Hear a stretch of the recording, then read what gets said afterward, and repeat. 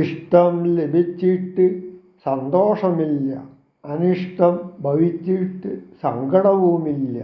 ഇതൊക്കെയും മായയാണ് എന്നു ബോധ്യമായ ദിവ്യരുടെ മനസ്സ് അങ്ങയ്ക്ക് ആവാസത്തിനുള്ള മന്ദിരമാകുന്നു.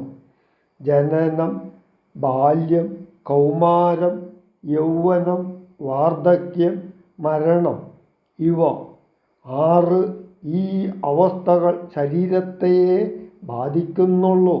വിശപ്പ്, ദാഹം, ഭയം, സുഖം, ദുഃഖം മുതലായവ ആത്മാവിനില്ല.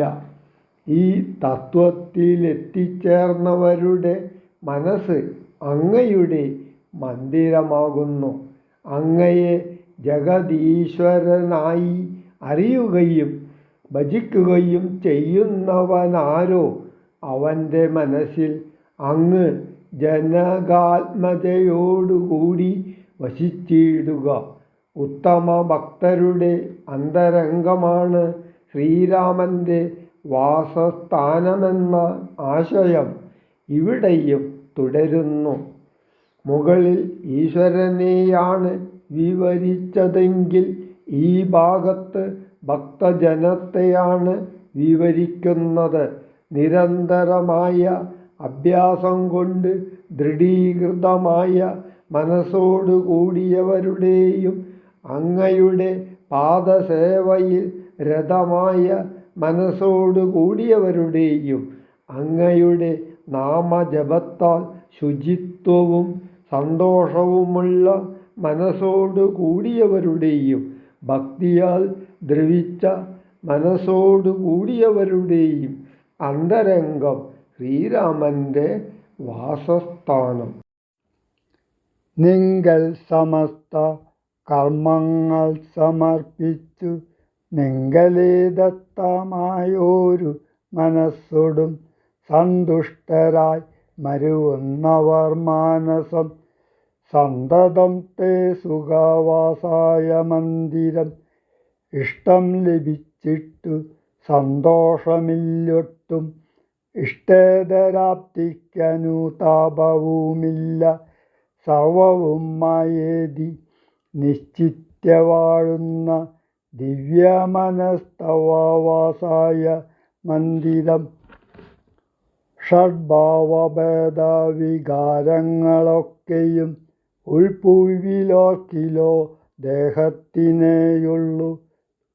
ക്ഷുതൃഭയസുഖ ദുഃഖാദി സർവവും ചിത്തെ വിചാരിക്കലാത്മാവിനില്ലേതും.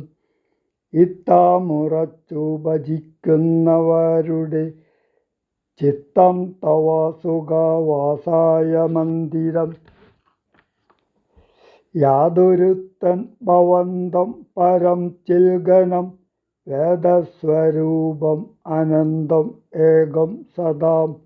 വേദാന്തവേദ്യം ആദ്യം ജഗൽക്കാരണം നാദാന്തരൂപം പരബ്രഹ്മം അച്യുതം.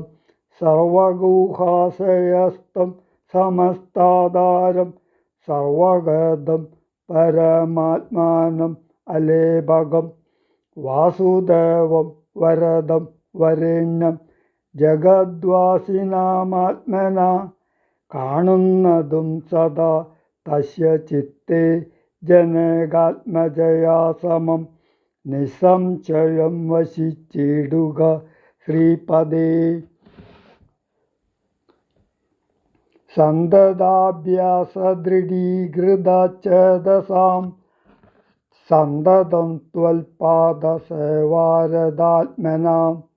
സന്തതം ത്വന്നാമ മന്ത്രജപശുചി.